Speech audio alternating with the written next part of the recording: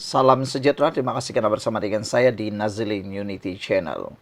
Pendedahan Marzuki sahkan, PAS terima duit bersatu, kata AMNO. AMNO melihat kenyataan balas yang dikeluarkan pihak bersatu berhubung kenyataan pemimpin kanan PAS mengenai kerjasama mereka dalam Perikatan Nasional bukan sekadar penjelasan biasa. Sebaliknya, AMNO melihat ada sesuatu yang terdedah secara tidak langsung, sekaligus mengesahkan tanda tanya selama ini. Setiausaha Agung AMNO, Ashraf Wazdi Dusuki berkata, melalui kenyataan dibuat bekas setiausaha politik Muhyiddin Yassin hari ini, terbuktilah desas-desus yang diperkatakan selama ini, yaitu PAS menerima bantuan keuangan daripada Bersatu. Patutlah PAS sanggup meninggalkan AMNO dalam Muafakat Nasional MN untuk bersama bersatu mendaftar dan menubuhkan PN, katanya dalam hantaran di media sosial hari ini.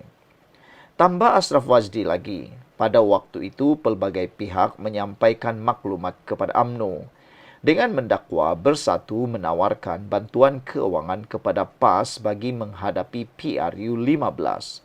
Justru hari ini, apabila bekas setiausaha politik Tan Sri Muhyiddin Yassin sendiri mendedahkan segala perbelanjaan PN, termasuk untuk calon PAS, ditanggung Bersatu. Ia hanya mengesahkan cakap-cakap waktu itu, katanya lagi. Pagi tadi, bekas Ketua Setiausaha Sulit Muhyiddin, yaitu Marzuki Muhammad, menemplak kenyataan naib Presiden PAS, menerangkan merangkap Ketua Pengarah Pilihan Raya Parti itu, Sanusi Maknor, yang menyindir Bersatu kerana didakwanya banyak bergantung kepada mereka dalam pilihan raya. Sebelum kita teruskan ulasan ini, jangan lupa tinggalkan komen Anda dengan tanda pagar Kami Sayang Malaysia. Sebelum itu, izinkan dulu saya berkongsi kepada Anda semua, ini terapi imun Transufactor for Life.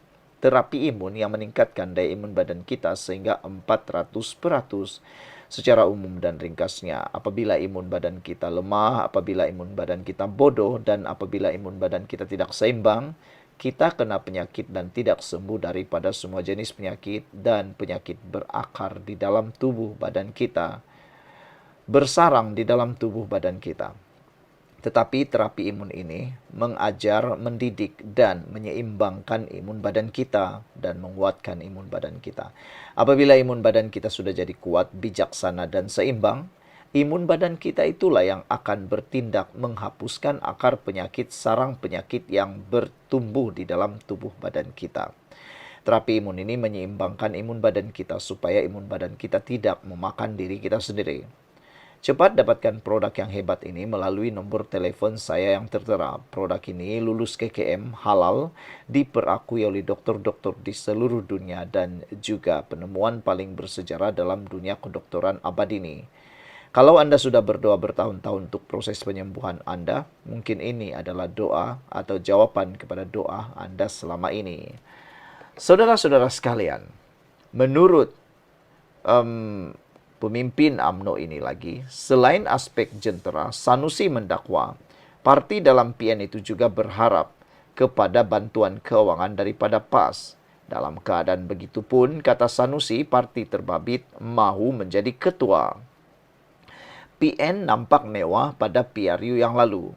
Kenyataan Sanusi yang dibuat semasa penggulungan muktamar berkenaan sekadar menegaskan lagi, pendirian PAS yang mahu parti itu memainkan peranan lebih besar dalam PN berbanding Bersatu. Menurut Marzuki, Bersatu sebenarnya turut menanggung kos perbelanjaan PRU ke-15 sehingga membuka peluang kepada PAS mencatat sejarah apabila memenangi 43 kerusi parlimen, suatu pencapaian tertinggi parti berkenan setakat ini. Perbelanjaan PN pula semuanya ditanggung oleh Bersatu. Malah Bersatu juga memberikan sumbangan keuangan yang bukan sedikit kepada PAS, katanya dalam satu kenyataan. Ahli Majlis Ketua Tertinggi AMNO Muhammad Puad Zarkasi pula berkata, kenyataan pedas Sanusi semalam bukan sahaja tepat pada Muhyiddin, malah mencetuskan serangan balas daripada Marzuki. Pertama, PAS tidak tahu bersyukur. Bersatu bersusah payah sediakan dana hingga PAS menang 43 kursi. Kini giliran kain sarung Pastor Londeh, katanya. Puan turut membangkitkan persoalan. Sama ada PAS mengambil tahu sumber dana politik bersatu. Adakah PAS parti yang rela bersubahat? Adakah PAS tanya dari mana sumber dana politik bersatu? Apakah duit halal atau duit rasuah? Katanya dalam satu kenyataan di media sosial hari ini. Puan yang juga Speaker Dun Johor turut menyentuh pengakuan bekas ahli parlimen Qatar dan bekas Setiausaha Agung UMNO Anwar Musa yang mendakwa pernah melihat duit berlonggok atas lantai di dalam bilik Hotel Muhyiddin ketika Sabah mengadakan pilihan raya negeri pada tahun 2020. Sekarang, PAS dan Bersatu bergaduh pula tentang duit pilihan raya. Marzuki kata belanja minimum untuk satu kerusi parlimen 1 juta ringgit. Patutlah Perikatan Nasional nampak mewah pada PRU ke-15, sedangkan gabungan itu baru ditubuhkan. Persoalannya, dari mana mereka dapat duit sebanyak itu, katanya lagi. Sekian dulu untuk kali ini, jangan lupa tinggalkan komen Anda. Bye-bye. Perikatan Nasional makin celarum. Perikatan Nasional diambang kehancuran. Perikatan Nasional diambang pembubaran. Itu antara komen netizen dalam ruangan komen apabila DHPP menggesa ahli PAS elak guna perkataan kafir dan pendatang. Apabila ini dinyatakan, sudah kelihatan bahawa Dewan Himpunan Pendukung PAS DHPP sudah tidak selesa dengan perkataan kafir dan pendatang yang sering kali digunakan oleh PAS. Dewan Himpunan Pendukung PAS mengingatkan anggota PAS supaya mengelak daripada menggunakan perkataan yang boleh menyinggung perasaan bukan Islam, khususnya istilah kafir dan pendatang. Sebelum kita teruskan ulasan ini, apa pendapat kamu semua? Adakah PAS dapat mengelakkan penggunaan kafir dan pendatang ini?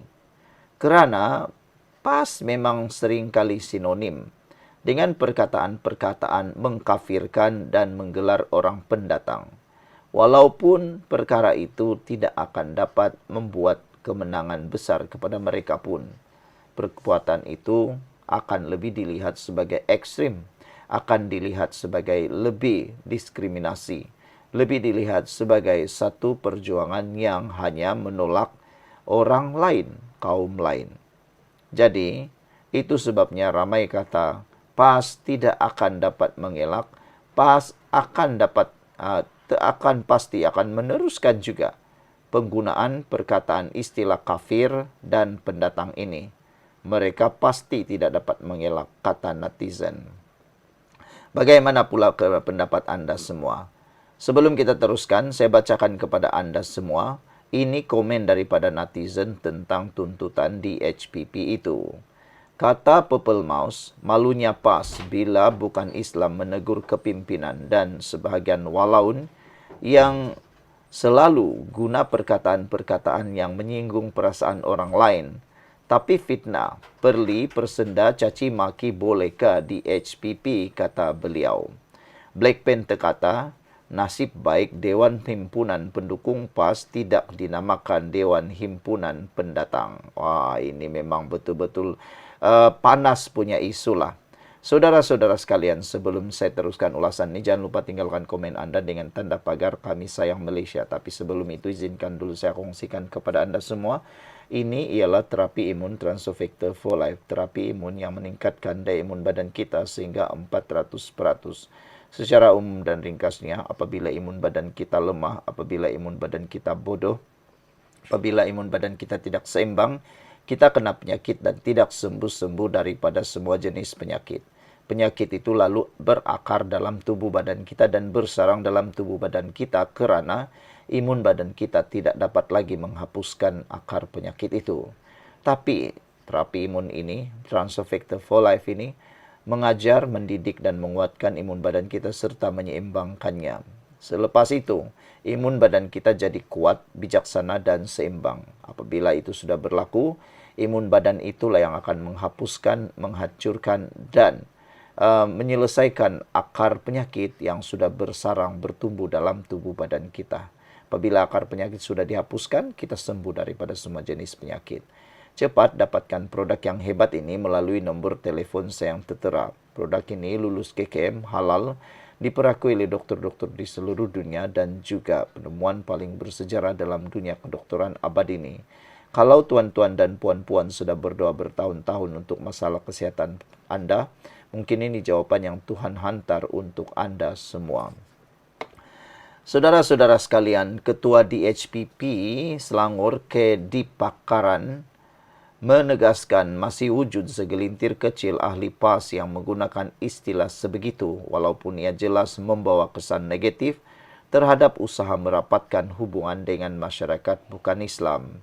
DHPP ingin mengingatkan dengan penuh kasih sayang, kepimpinan parti di semua peringkat mesti berhati-hati menggunakan bahasa. Jangan ada istilah yang boleh mengguris hati mana-mana pihak, katanya. Rakyat Malaysia mahukan politik yang mendamaikan, bukan yang memecahkan, kata beliau lagi. Bercakap kepada Malaysia Kini selepas itu, di Pakaran menjelaskan peranan DHPP sebagai jambatan PAS untuk menyatukan rakyat Malaysia tanpa mengira bangsa dan agama. Bagaimana nak menyatukan rakyat khususnya bukan Islam sekiranya masih ada yang bersifat resis? Saya percaya dengan teguran Presiden Abdul Hadi Awang bahawa PAS memimpin negara, perkara sebegini tidak akan berulang lagi, katanya. Sementara itu, Setiausaha Agung PAS Taqiyuddin Hasan mengesahkan DHPP kini diserap sebagai ahli bersekutu parti selepas pindaan perlembagaan PAS diluluskan oleh ROS. Taqiyuddin berkata langkah itu membolehkan DHPP yang kini mempunyai 10,000 ahli di seluruh negara mempunyai hak lebih luas dalam perbuatan atau pembuatan keputusan PAS.